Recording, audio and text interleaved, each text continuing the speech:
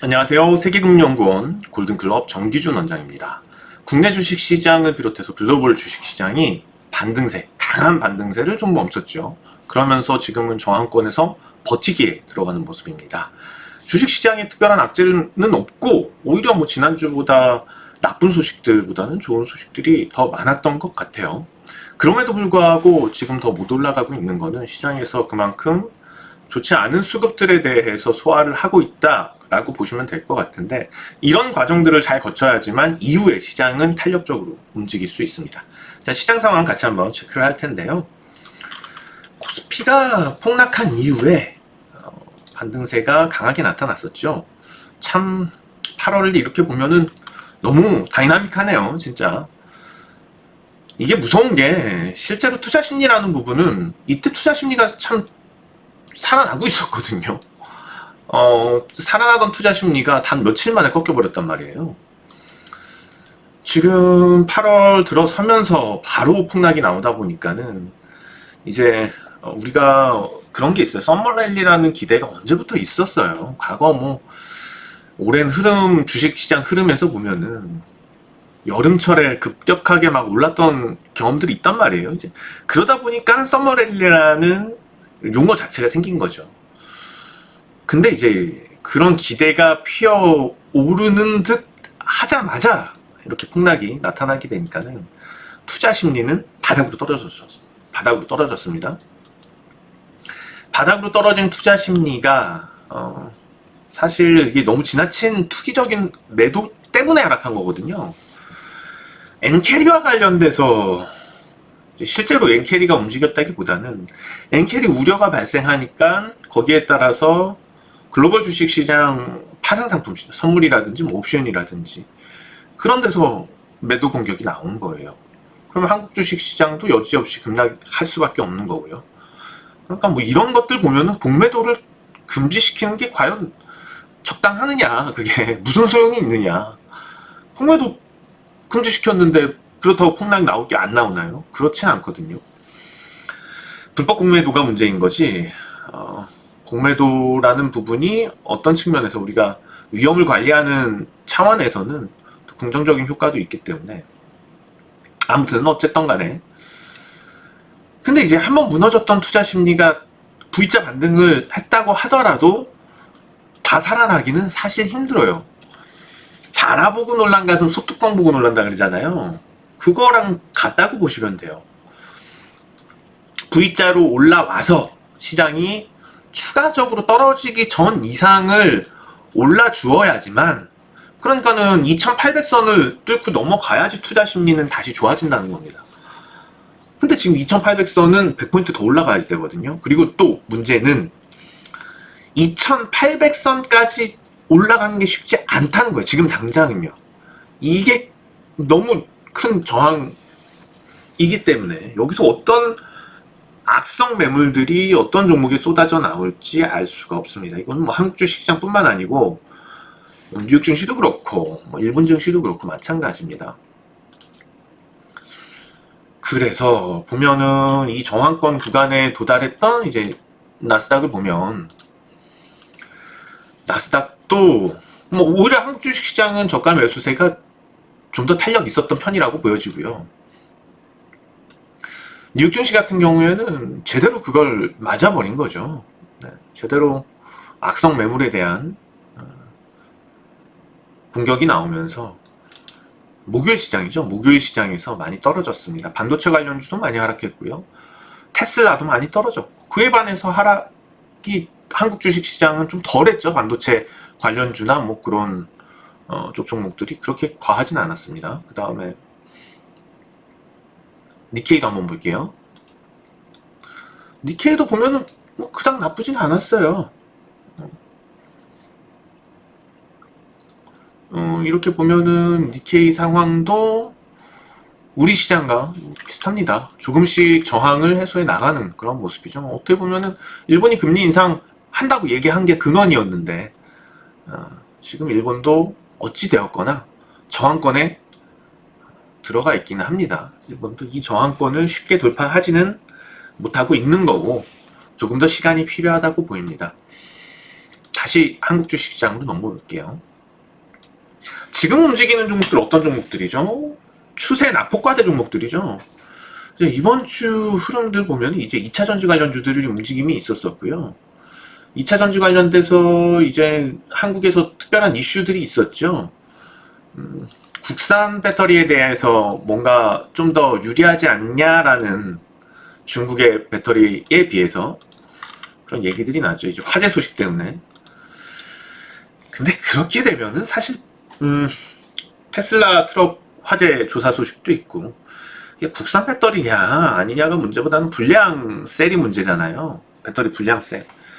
근데 차 한 대에 이게 몇만 개의 셀이 들어간단 말이에요. 전기차 한 대에.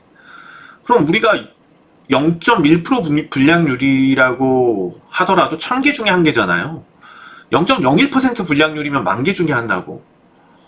그럼 0.001이면은 차량 한 뭐 5대, 6대 중에 한 대가 된단 말이에요. 그럼 0.0001, 그러니까 100대 중에 한 대 불량도 나오면 안 된단 말이죠. 그럼 0.000001의 불량률인데 그게 그렇게 쉽지는 않지 않나요? 아무튼 간에 이거는 좀 우리가 2차 전지 가격이 지금 싸져야지만 전기차도 경쟁력이 생긴단 말이에요. 지금 2차 전지 가격이 아직 여전히 리튬 이온이 비싸기 때문에 그런 문제가 존재하는 거죠. 가격에 대한 부담이 있는데 불량률을 그렇게 완벽하게 불량률 제로로 만들기 위해서는 어마어마하게 비용이 더 들어갈 겁니다. 근데 그 비용이 들더라도 일단 사게 만들어야 될 거 아니에요. 안전해야 될 거 아니에요. 그러면 이거는 뭐 각국 정부 차원에서 특단의 조치가 필요하겠죠. 단순하게 제조사들이 주기적으로 검사하는 걸 떠나서 의무적으로 전기차에 대해서 불량이 없는지, 배터리 불량이 없는지를 검사하게 만드는 시스템이 필요하다는 겁니다.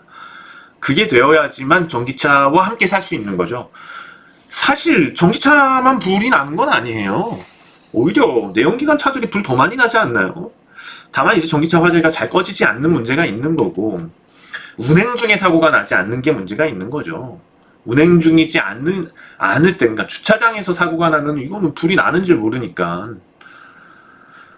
그런 게 위험한 거죠. 그래서 예를 들어서 차량 온도가 몇 도를 넘어가면 자동으로 이제 119에 신고가 들어가는 시스템을 만든다든지 불가능하지 않거든요. 차량에서 온도를 체크하는 센서도 다 있고요. 그리고 지금 문제가 되었던 차량들 보면은 다 이제 응급 상황에서 콜할 수 있는, 차량 자체적으로 콜할 수 있는 그런 시스템이 돼 있단 말이에요. 그러면은 119에 신고되는 게 자동으로 신고가 들어가는 게 이게 불가능한 일은 아니란 말이죠. 예를 들어서 차량 온도가, 전기 차량 온도가 80도가 될 일은 없잖아요, 주차 중에. 그런 경우가 발생이 된다면 자동으로 뭐 신고가 들어간다든지. 그러니까 그런 조작들이 이제 탑재가 되지 않으면 전기차 출고를 안 해주는 그런 것들이 필요합니다. 그게 돼야지만 전기차도 팔리고 우리도 안심하고 전기차 옆에 주차를 할 수가 있겠죠. 아무튼 그런 게 되기 이전까지는 2차 전지는 아직 좀 두고 봐야지 된다는 겁니다. 배터리 효율성과 안정성이 확보가 되어야지만 2차 전지도 본격적인 상승 흐름을 탈 수 있지 않을까 생각을 해요. 그럼 2차 전지가 이번에 올랐던 흐름, 시장이 조정 보이고 이번에 반등을 했을 때 테마주도 마찬가지고요. 코로나가 돌면서 코로나 관련주들이 폭등을 했었었죠. 이런 류의 종목들, 그러니까 다 이런 종목들이 코로나 때 급등했다가 폭락했던 종목들이에요. 7분의 1 토막, 10분의 1 토막, 5분의 1 토막, 그런 종목들이 올랐다는 겁니다. 근데 이런 종목들이 과연 시장을 주도하면서 끌고 갈 수 있는 종목들이냐? 그렇지는 않다는 거예요. 단발성으로 올랐다고 보시면 됩니다. 단발성인 반등. 자, 근데 오늘 상당히 특징적인 상황이 코스닥 시장에서 목격이 됩니다. 알테오젠이 9% 올랐어요. 그러면서 시가총액 1위 자리를 바짝 붙었습니다. 불과 0.08% 차이에요. 에코프로비엠하고요.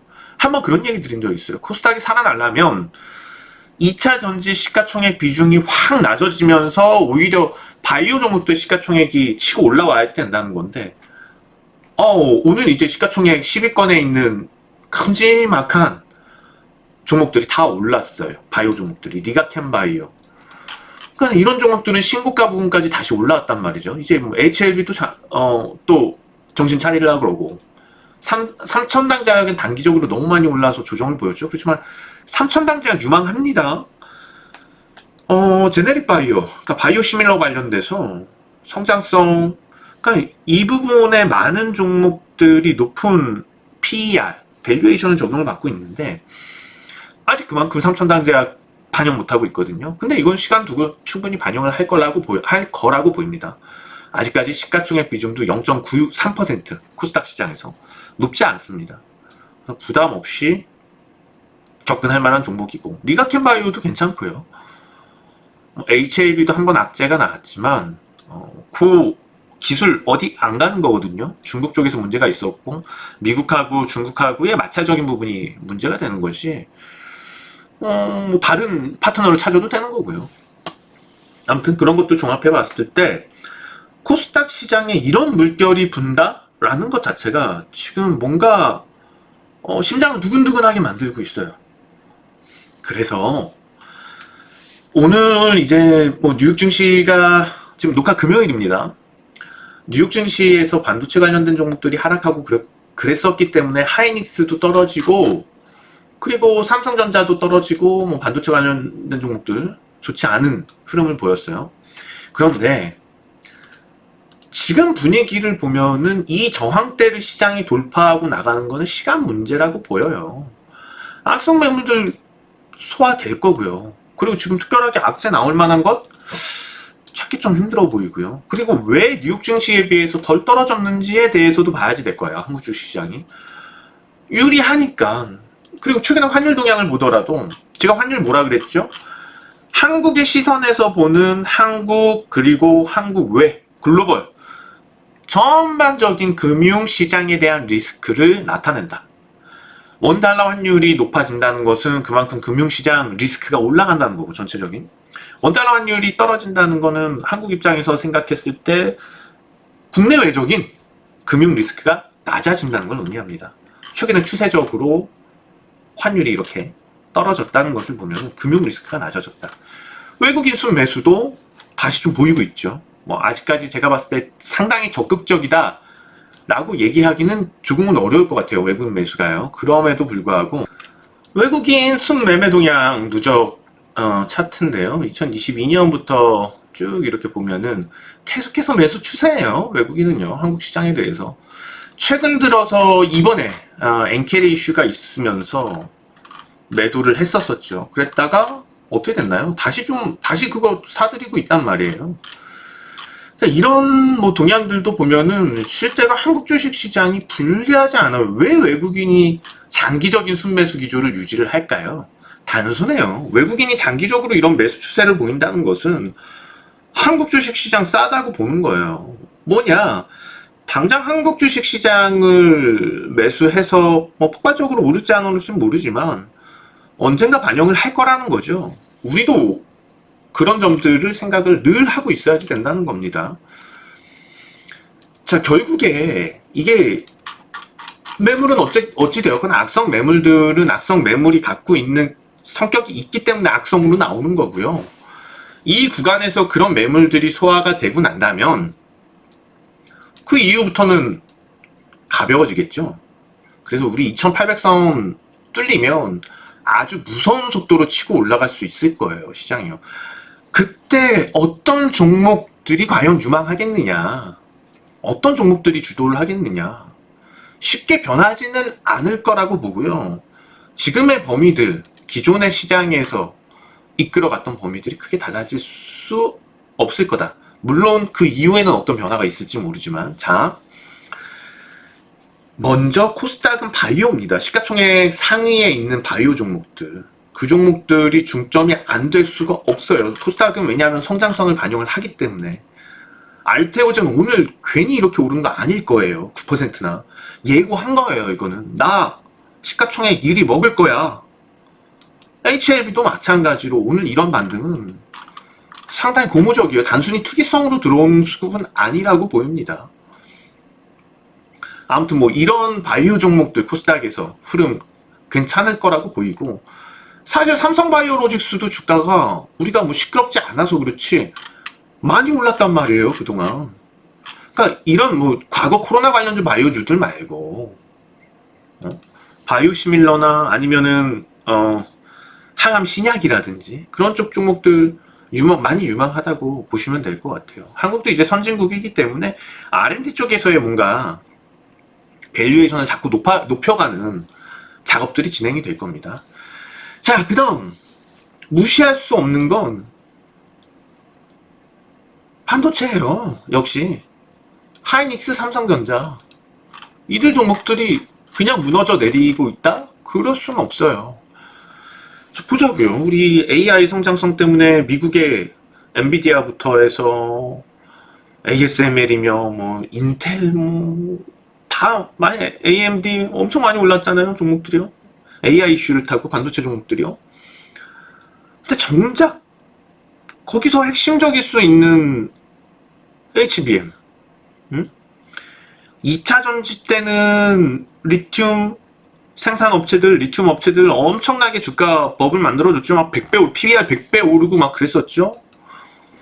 어떻게 보면은 AI의 핵심에 있어서의 리튬과 같은 존재거든요. 전혀 반영을 못하고 있어요. 성장성을요. 반영 안 해주겠냐는 거죠. 누군가들이 이제 뭐 AI 성장성이 과평가됐다 어쩐다 얘기하는데, 이거는 PER 70배를 받는 엔비디아 그런 종목들 얘기인 거죠. 근데 한국에선 그렇게 받는 종목이 없는데, 뭐 일부 한미반도체 그런 종목들이 너무 좀 단기적으로 버블은 좀 있었었죠. 그렇지만 메이저 업체들 하이닉스, 삼성전자는 반영을 하지 못했어요. 그런 부분들 반영 안 하겠냐는 거죠. 반영을 하겠다는 거예요. 그런 것들도. 그렇기 때문에 반도체 여전히 유망하다 이렇게 보시면 될 것 같고, 그리고 시장 급락 전에 한참 유망하게 주목받던 종목들이 있어요. 조선주 잘 나가다가 주춤했죠. 왜 못 오르고 있나. 조선주가 많이 올라왔었고 조정도 별로 안 받았었어요. 많이 올라왔고 조정도 안 보였기 때문에 지금은 당장 오르지 못하는 거예요. 그런데 시장이 치고 나간다, 매물 소화를 끝낸다, 그럼 이것도 역시 뭐 삼성중공업, 현대중공업, 한국조선해양 이런 종목들 열심히 강하게 치고 갈 거라고 보고 있어요. 이런 종목들. 네. 자, 뭐 그 밖에 얘기할 종목 업종들은 많지만은 이 정도까지만 살펴봐도 충분히 우리가 많은 준비를 할 수 있는 영양가치는 된다고 보입니다. 자, 시장 뭐 한 일주일에서 2주일 정도 매물 소화하느라고 계속 이런 분위기 이끌어 갈 수 있어요. 그리고 단기적으로 어떤 이슈 나왔을 때 한번 훅 치더라도 그게 진짜로 가는 건 아닐 수 있습니다. 그 이후에 바로 악성 매물 때문에 흘러내릴 수도 있어요. 일단은 지금은 여유를 좀 가져야지 돼요. 훅 치고 간다고 해서 휩쓸려 갈 것도 아니고 당장. 그리고 좀 밀린다고 하더라도 바로 저가 매수세 들어오기 때문에 좋은 종목들 들고 있다면, 펀더멘탈 좋은 종목들 들고 있다면 구태여 손절매 해야지 되나요? 구태여 손절매 할 필요 없다. 무너질 시장은 아니다. 자, 오늘 여기까지 말씀드리겠습니다. 지금까지 세계금융공원 골든클럽 정기준 원장이었습니다. 다음 주에 뵙겠습니다. 고맙습니다.